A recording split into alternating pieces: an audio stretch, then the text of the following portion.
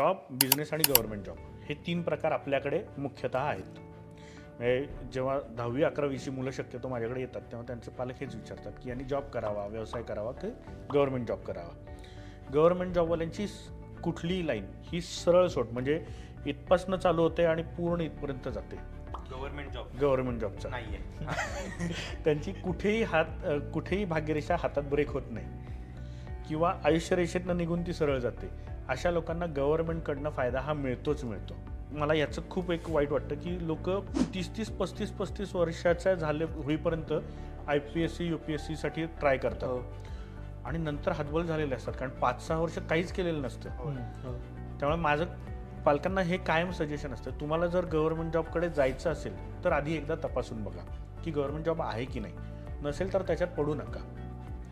कारण 5 वर्षाचा गॅप, शिक्षणानंतरचा 5 वर्षाचा गॅप हा खूप मोठा होतो आणि ऐन 25 ते 30ला जो म्हणजे सेट व्हायचा काळ आहे तो नेमका मुलांचा निघून जातो आणि मुलं मग डिप्रेशनमध्ये जातात.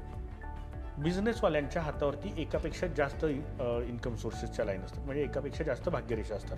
कारण कुठलाही व्यावसायिक हा एकच व्यवसाय आयुष्यभर करत नाही. कायम तो एकापेक्षा जास्त इन्कम सोर्स शोधण्याचे प्रयत्न करत असतो. त्या लोकांना पॅरलल 2 भाग्यरेषा असतात.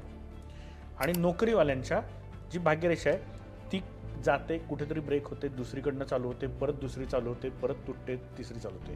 कारण ही लोक स्विच खूप करतात.